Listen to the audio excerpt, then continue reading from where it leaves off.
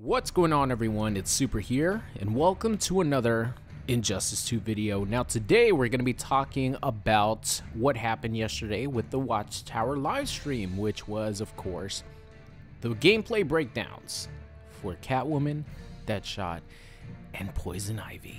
One of my most anticipated characters, and I've been getting a lot of people asking me questions on what my opinions are on Poison Ivy's gameplay.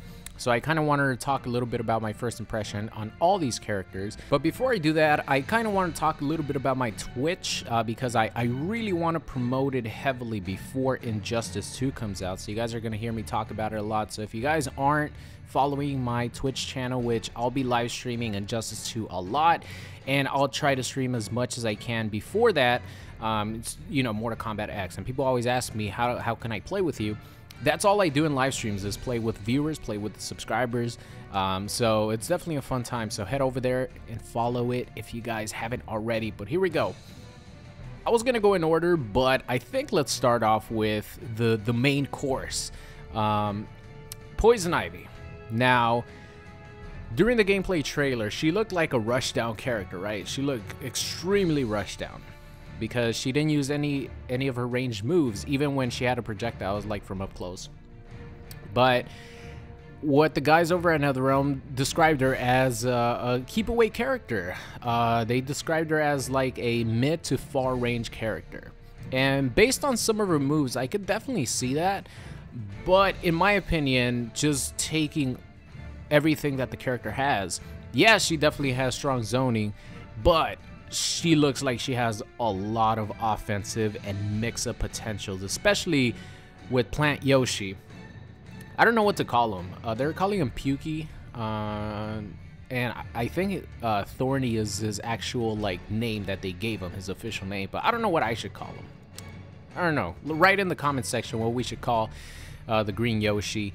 So she has this trait that's like a little dinosaur that, once you summon him, he stands in place and he shoots projectiles. You know, he pukes on you and he stays in the same spot. So that means that if, for example, I get over the other side from when I called my trait, I'm gonna go in front of you or behind you while the trait stays behind you now that I'm in front of you. Does that make sense? If I go to the other side, the trait stays in one spot. So it creates it's definitely going to create some situations where you're going to be able to call the trait and then meter burn dash through your opponent and make for a hard to block situation.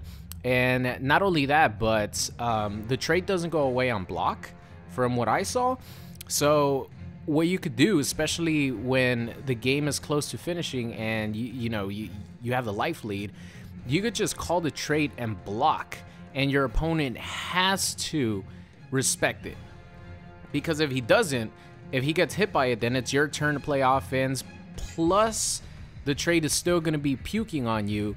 So that means that unless you do like a meter burn back 3, meter burn forward 3, and you absorb one of the hits, and even then, Poison Ivy could still attack you, that is going to be a strong trait. It's sort of like Dexstar, without having to, do anything. He's just there shooting his projectile at you. So it's fucking awesome. The Poison Ivy's trait is definitely her best quality so far right now that I've seen. Unless they, nerf it so where it goes away on block or something, it looks like it's going to be really, really strong because, like I mentioned, Dexstar is one of the strongest traits in Injustice 2 right now. And the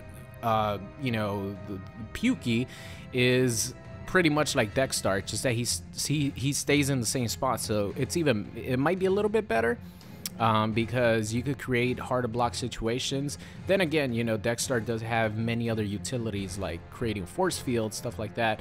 But it's right there. It's like really good.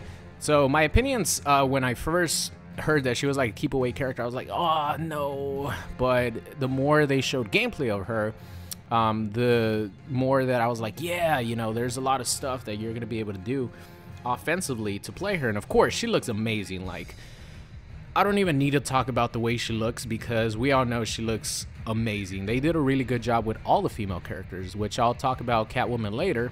but they all look great. So my first impressions on Poison Ivy is I still really want to play her. She's in my top 3 of most anticipated characters. Number 1 being Firestorm, then probably Scarecrow, and then Poison Ivy, just based off gameplay. So, you know, my opinion has not changed of her. She's still, you know, bae, pretty much. Like, she's the one female character that I really want to go into training mode and try out.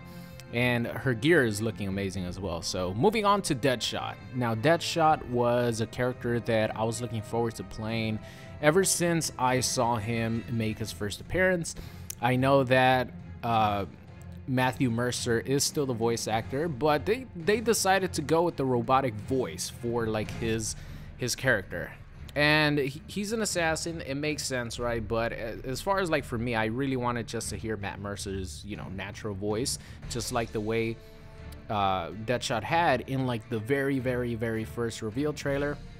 That actually lowered my wanting to play him quite a bit. Not gonna lie, I don't really like the robotic voice too much, but I was still looking forward to him. So he is actually like the quintessential zoner of Injustice 2. You know, obviously they were gonna make Deadshot really, you know, weapons heavy. Like they were gonna have him have a lot of projectiles, and that's exactly what he is. Deadshot and Dr. Fate are like the zoning characters of Injustice 2. And I say that because even though they said Firestorm is like a great zoning character, he has traps, he has ways to launch you, he has many things to get in and do combos. But Deadshot and Dr. Fate look like they are just zoning.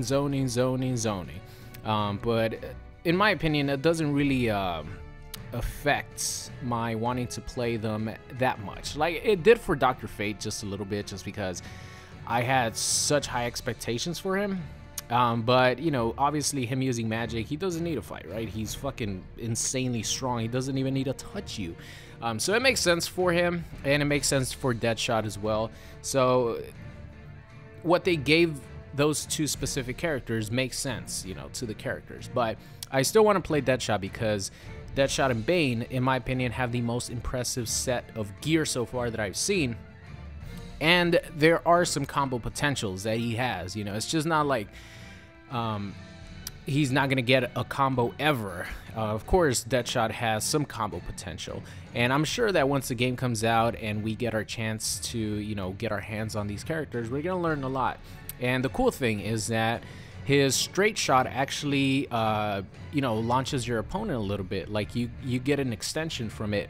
And he also has 50-50s. He has like the opposite of Aaron Black's forward 1-3. He has like a low to overhead instead of overhead to low. So he does have 50-50s, which is cool.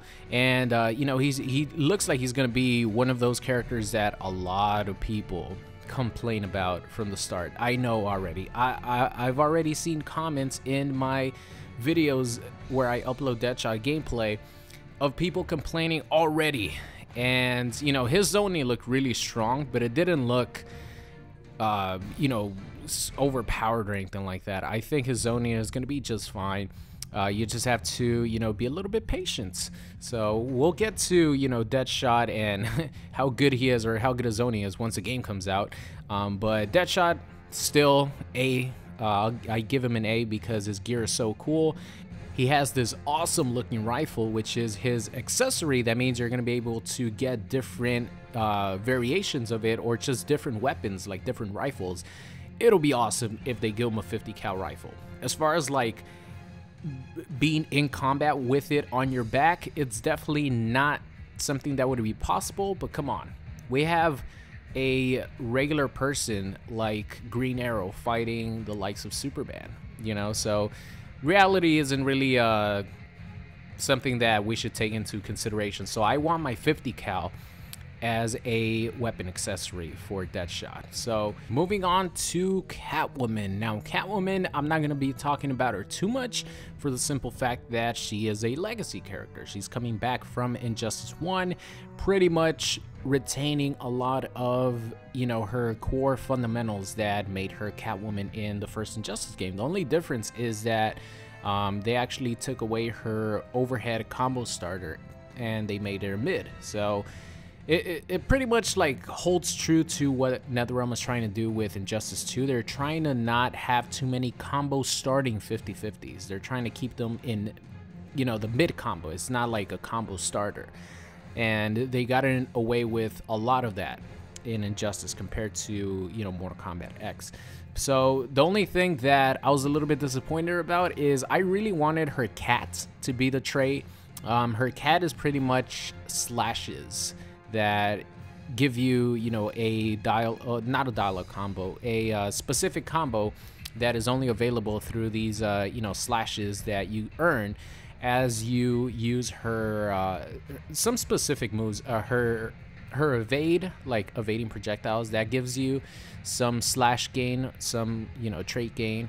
Also using her, her claw attack gives you a little bit of trait, and once you build up to 5 slashes, then you get like a huge combo whenever you press the trait button. So I really wanted the cat that she calls, and the cat comes to you and attacks you. It's not a command grab or anything, it's a mid attack, but it would have been so cool for her to have that. But it is part of her gear, so I'm definitely looking forward to play with that. But Catwoman looks amazing.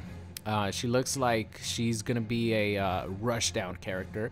I know that they described her as more of a mid-range brawler, but she has great tools. She has a lot of really good mids, which is something that is going to be important in Injustice 2. And overall, she does a lot of damage. She has a lot of high combo potential.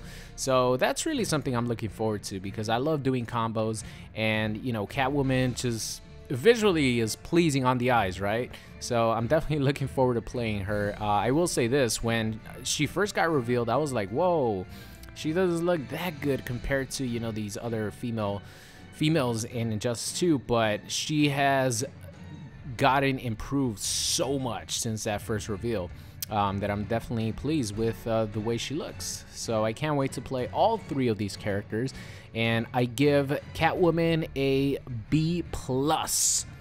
I give Deadshot an A, and I give Poison Ivy S tier. Not only because obviously I like the way she, you know, her gameplay, but I think her design, Derek Hertzik, which is one of the guys who, you know, is part of the Watchtower stream, actually designed and worked a lot on Poison Ivy, and he did a fucking amazing job. So that's going to be the end of today's video. Let me know which of these 3 characters impressed you the most, and I'll see you guys next time. What's going on, guys? It's Super here. I hope you enjoyed today's video. If you did, make sure you guys subscribe or check out any of these videos linked at the top. Thank you, and I'll see you guys next time.